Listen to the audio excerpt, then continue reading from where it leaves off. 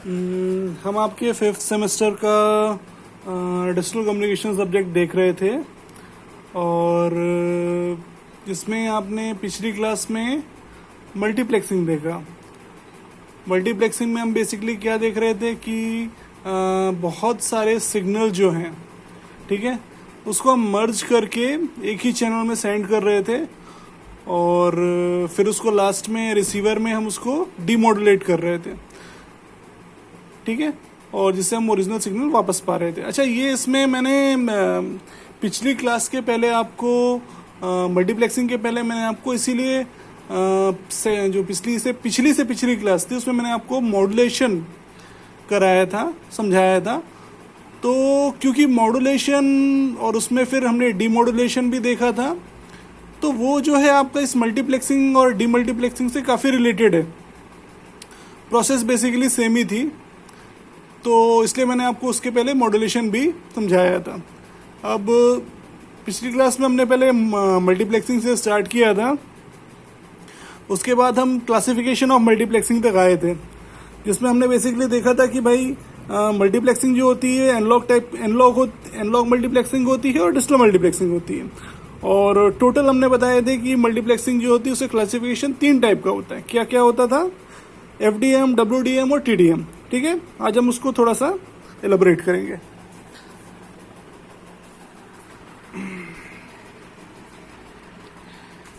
क्या दिया है? Broad classification of multiplexing. अच्छा देखिए, generally the FDM and WDM systems are used to deal with the analog information, whereas the TDM systems are used to handle the digital information. अच्छा, FDM और WDM किसको handle करती है? Analogue information को।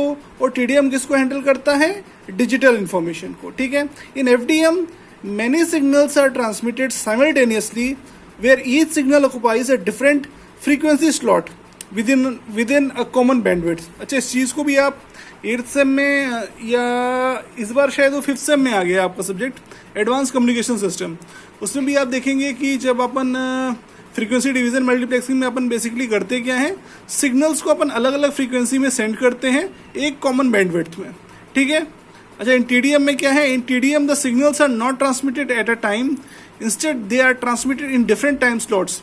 अच्छा, TDM में क्या होता है? बेसिकली सिग्नल्स को हम अलग अलग टाइम स्लॉट्स में डिवाइड करते हैं।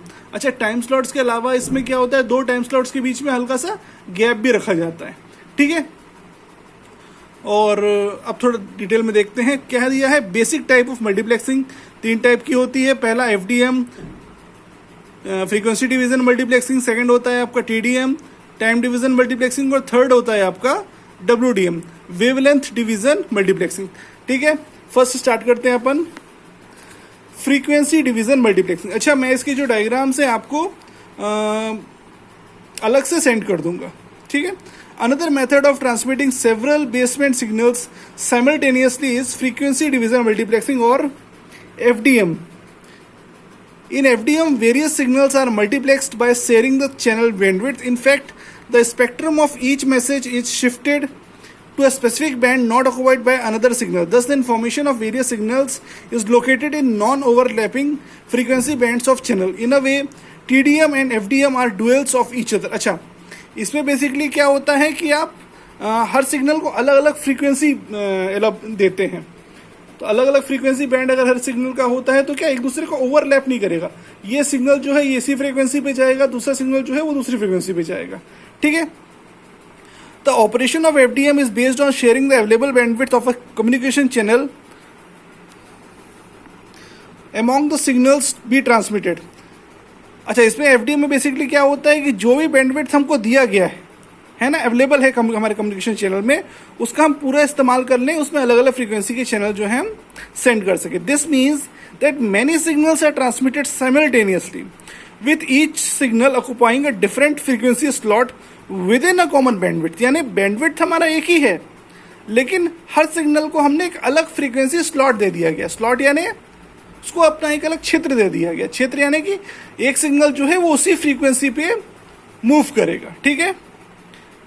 इसके बाद क्या दिया? Each signal to be transmitted modulates a different carrier. The modulation can be AM, SSB, FM और PM। Amplitude modulation, shifting FM और PM फ्रीक्वेंसी मॉड्यूलेशन और पल्स मॉड्यूलेशन, और SSB आपका इसके बाद है the modulated signals are then added together to form a composite signal which is transmitted over a single channel. अच्छा, modulated signal को अपन क्या करते हैं, ऐड करते हैं और उनको सबको मिला के हम एक सिंगल चैनल में हम ट्रांसमिट करते हैं। ठीक है,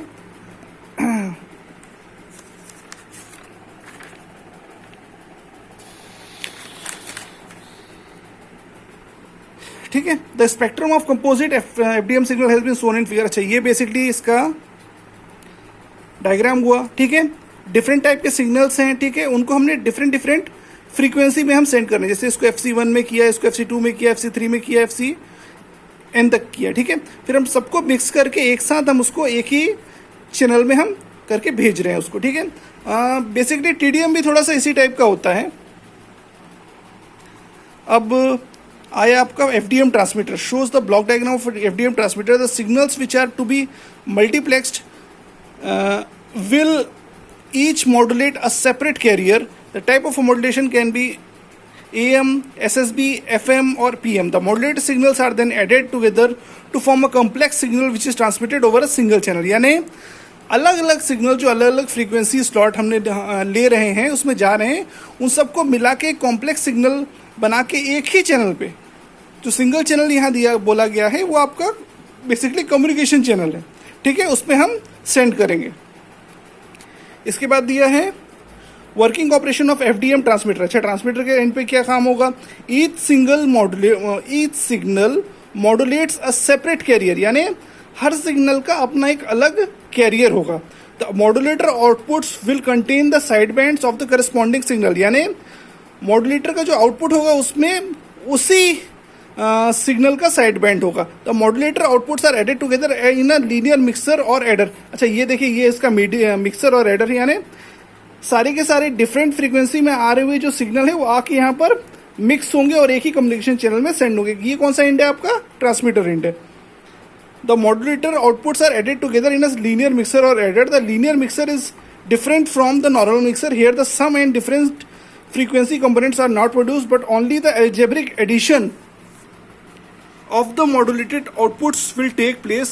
Different signals are thus added together in the time domain but they have a separate identity in the frequency domain. यानी कि देखिए, फ्रीक्वेंसी के जो सिग्नल्स हैं वो ऐड जरूर हुए हैं, लेकिन वो अपने ऐसा नहीं होता कि इंटरमिक्स नहीं हो जाते एक दूसरे से, वो अपने अलग अलग उनका टाइम स्लॉट्स होता है, फ्रीक्वेंसी स्लॉट्स होता है, सॉरी, उसमें ही वो सेंड होते हैं और इतने अलग होते हैं कि आखिरी में आप उसको सेपरेट कर सकें।